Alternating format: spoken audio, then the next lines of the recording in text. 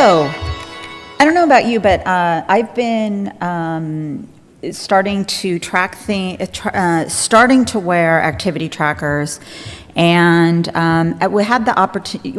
I would say one of the most frustrating things to me that I knew was that I felt like I had to wear these sort of what are those straps, the polar straps that to get sort of clinical, sort of accurate heart rate, and when it comes to biometric sensing, we've kind of been far off into sort of inaccurate world for a lot of these consumer wearables. So things are starting to shift, and it's really, really exciting that we have Ryan Crowell here from Valencell.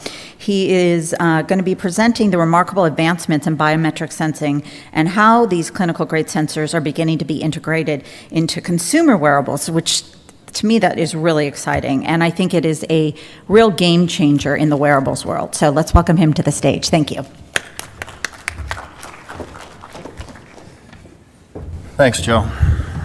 And thank you, everyone, for being here and taking time out of your busy schedules to be here. As Jill mentioned, I'm Ryan Crowell from Valencell, and I'm not going to talk today a whole lot about Valencell technology, but just by way of quick introduction, we make the biometric sensor systems that go into wearable devices of all kinds. I've got some samples of the tiny little sensor modules that go into these wearable devices here, and I can show them to you after the session if you're interested in more about the technology. But what's interesting is Valencell has grown up with the wearables industry, and most of our customers to date are in the consumer wearable space, primarily focused around sports and fitness use cases, primarily because that's where the wearables industry has grown up. And we'll talk a bit about that, excuse me, more in just a moment. But about, I'd say probably 18 to 24 months ago, we saw a shift in the inbound inquiries we get for our technology, in a shift in the types of companies that were inquiring about our technology. Just to give you a sense of the scope and scale here, we get on average about 10 inquiries a week from companies inquiring about integrating our technology into wearable devices of all kinds. Smartwatches, fitness bands, audio earbuds, you name it. We've worked with companies from Bose and Jabra and Samsung and LG and Huawei and a long list of others. But what was interesting is about 24 months ago, we saw this shift in the companies inquiring about the technology to begin coming from health and wellness companies, medical device companies, companies who are interested in integrating this technology into health and medical wearables that patients and users wear outside of a medical facility, but still provide medically relevant data back into either a patient treatment protocol or an EMR or whatever it might be. So just what you see here is just kind of the historical growth pattern of the wearables industry, going all the way back to the ECG chest straps in the 80s that Jill mentioned earlier, on up through where we are today, which I like to think of as the end of the beginning of the first phase of wearable devices. And that first phase was primarily around basic activity tracking, counting calories, overall just measuring and incentivizing people to move around more, which is all very laudable goals, and that's primarily what most wearables have been focused on to date. What we're seeing in this next phase of growth, and Valencell is in a unique position in the wearable supply chain as an ingredient technology to these devices. We get involved in these product development cycles at the very earliest stages. So usually a couple of years before these devices actually come to market. In the consumer side of things, obviously, it's longer on the health and medical side of things. And what we're seeing is a shift towards this next phase of growth in the wearables market being around providing deeper insights and more accurate insights into the wearers of those devices' physical condition and overall health, beyond just how much did you move every day, and moving more into how did your body respond to the activity that you put it through on a day-to-day basis. And the way these devices are moving to measure that response of the body is through biometrics, starting with heart rate, which is sort of table stakes for most even consumer wearables these days, but more and more providing more advanced analytics and advanced metrics and insights into what's going on within the human body for whoever is wearing the device. Most of that technology today, the biometric sensing technology today that's going into these devices, uses a methodology that you see here shortened into PPG. That's because the entire term is called photoplethysmography, and it takes up nearly the entire slide, and I can barely pronounce it. So we shorten that to PPG. But effectively what PPG does, just a quick background on the methodology, effectively shines light into the body and measures how much of that light is reflected back based on blood flow. If you turn over a smartwatch or a fitness band today and you see the green blinking lights, that is an optical PPG sensor that is shining light into the body. I see one over there, and measuring how much of that light is reflected back based on blood flow. There are some challenges with the technology that I'll talk about in just a moment, but the reason it's being integrated into so many different wearables today on the consumer side of things and more on the health and medical side of things is because you can get a variety of different biometric signals off of what's known as a PPG waveform, which is similar to an ECG waveform, but more valuable in terms of the different types of insights you can get from a PPG waveform. So heart rate's an obvious one, and that's, as I mentioned, being integrated into wearable devices of all kinds today. But you can also get what's known as RR interval, which is the measurement of the time between beats of the heart. That is a key ingredient to a measurement known as heart rate variability, and has a variety of different uses in both sports and fitness use cases, but also health and medical use cases, and I'll give you some examples of those in just a moment. You can also get breathing rate and the metabolic rate off of the PPG waveform. You can get an indication of blood perfusion and the variation of that blood perfusion. And some of the more exciting advancements today are in the ability to get blood pressure off of a PPG waveform using the same hardware that's being put into consumer wearable devices today, and just different algorithms processing the data coming off of those sensors. I'll show you a little bit more about that later as well. It's by no means a perfect technology, and you've probably seen some reports of the inaccuracies of some of these consumer wearable devices as it relates to biometrics, and these are the primary reasons for inaccuracies in a lot of these devices. Starting at the top left, optical noise. So just to give you a sense of the scale here, as I mentioned, these devices work by shining light into the body and measuring how much of that light is reflected back based on blood flow. The amount of signal that is actually based on blood flow that's coming back into that photodetector in that sensor module is less than 1% at any given time. In some cases, it's a fraction of 1%, so depending on what the person's doing and the person wearing it. So you're literally trying to find a needle in a haystack among that noise to find that blood flow signal. And it's not like you can just throw out all of the other what might be considered noise, because you need some of that data as reference, particularly given the fact that a lot of that noise coming into the sensor is from motion, and whether that's the person moving or the device moving on the person's body. That can the more that sensor is moving across the skin, the more it gets harder to find that signal amongst the noise. We could go on for a long time, but in the interest of time on that one, I'll move on. Skin tone is also a critical issue, shining light into the body. Different melanin counts absorb light in different ways, and the gentleman in the back showed me that his device is using green LEDs. It just so happens that green light is absorbed at a higher rate by higher melanin counts, darker skin tones. So there's challenges there in higher melanin count skin tones absorbing green light. There's ways to get around that using different wavelengths, but that can be a challenge for some of these devices.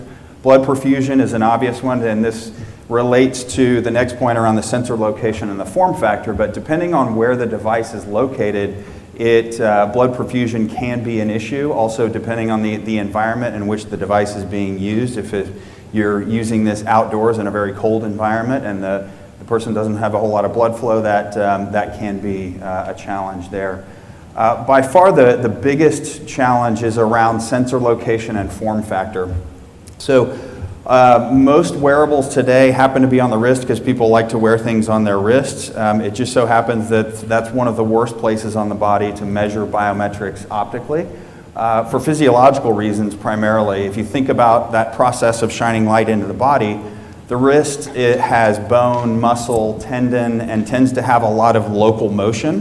By definition, wearables are being worn by people who like to move a lot, even when they're just talking. I have a tendency to talk a lot with my hands, and that motion makes it harder to find that blood flow signal. Compare that to a location like the ear. That's why a lot of this technology is being integrated into earbuds, because again, from a physiological standpoint, the ear is basically just cartilage and blood vessels, and it just so happens there's a bank of arterioles in the bottom of your ear here, in the antitragus region of your ear, that just blows up like a balloon every time your heart beats.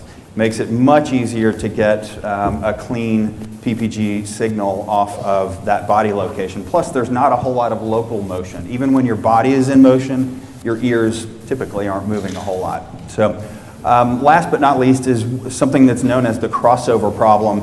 This is more of a challenge in sports and fitness use cases, but can be a challenge in even just walking, again, depending on all of these other factors involved. But the crossover problem happens when these sensor modules, in some cases, have a tendency to lock on to step rate as opposed to the actual biometric signal. And if you think about someone who's jogging, as an example, their heart rate and their step rate are probably around the same number, so somewhere between 120 and 170, let's say. And what you'll see with some of these devices is as the heart rate tends to go up, they can lock on to step rate and report that as heart rate. So it's one good test for this, by the way, especially for wrist-based devices. Simple things like typing can throw off these sensors as well, because if you think about it, the tendons in your wrist, just by doing this, they go up and down like piano wire. It throws the signals off. And so if you're typing and it says your heart rate's 140 or 150, it's probably closer to your typing rate than it is your heart rate. Those are just a few of the most common challenges we see with these devices, and unfortunately that leads to headlines like this. These are just some of the more recent ones that came out of the studies from Cleveland Clinic and the Annals of Internal Medicine, and again, in some cases, these consumer wearable devices don't live up to the consumer expectations and even the use cases that they're designed for. However, what's important beyond just knowing how accurate the device is for the intended use case, in many cases, what's more important is knowing when the data is wrong. So what you're seeing more of the advanced technologies in this space is implementing what's known as a signal confidence indicator or a signal confidence flag, which tells you the percentage of, or the expected percentage of accuracy in that signal as it's coming off of the sensor, to know whether or not it definitely has a biometric signal or it's not sure. And as that confidence signal drops down, you can use that signal flag or signal indicator to understand whether or not you should use that data in any of the analytics you're doing of the data coming off of that device.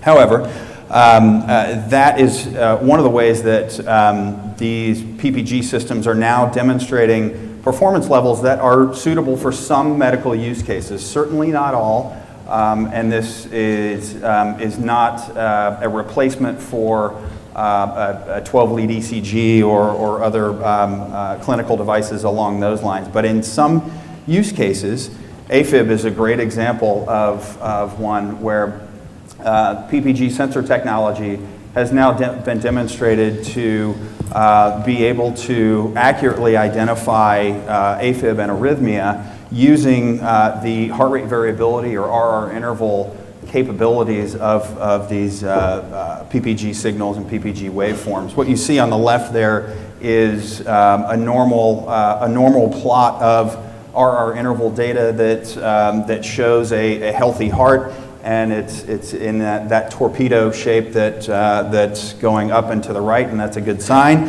When you see the clustering near the bottom left of the Poincaré plot here, that's a very clear indication of atrial fibrillation. In fact, we had a demonstration of our technology of this at CES earlier this year, and a gentleman came in and put in the earbud, and it measured him, and unfortunately the pattern on the right showed up.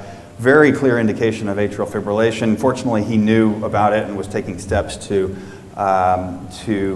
address it. But and we're certainly not the only ones. Another company called Cardiogram, no relation to Valentel, has demonstrated recently the use of the Apple Watch biometric data in identification of atrial fib at very high levels.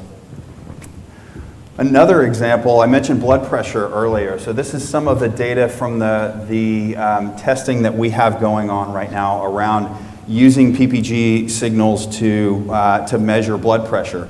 And what's interesting about this technology is it's now at a point, this is technology that's still under development, by the way. But we've gotten it to a point where it's about as accurate as a consumer-grade blood pressure cuff that you can buy in a pharmacy or a drugstore over the counter. If you know anything about those cuffs, you put two of those cuffs on the same person at the same time, you're going to see a variance of somewhere between 7 to 8 millimeters of mercury, and that's about where we are. And that's, again, by taking someone's finger over a sensor module like this for about 30 seconds and getting a measure of blood pressure that's on par with consumer-grade cuffs, and we're continuing to advance that technology. But for someone who is pre-hypertensive or managing hypertension, the prospect of, instead of having to put a cuff on 4 or 5 times a day, just putting their finger over a sensor a few times a day is a pretty compelling prospect. So a few others, and in the interest of time here, I'll just touch on each of these categories. As I mentioned, as an ingredient technology, we're getting involved in a lot of these different projects at their early stages, and most of them fall into the 5 categories that you see here around personal health and prevention. Some in terms of clinical research. We heard this one is definitely on the slower adoption path, given what we heard yesterday from the folks involved in the clinical research industry. We can certainly concur there in terms of the willingness to adopt new technology there. But there's certainly interest there and projects going on in that space.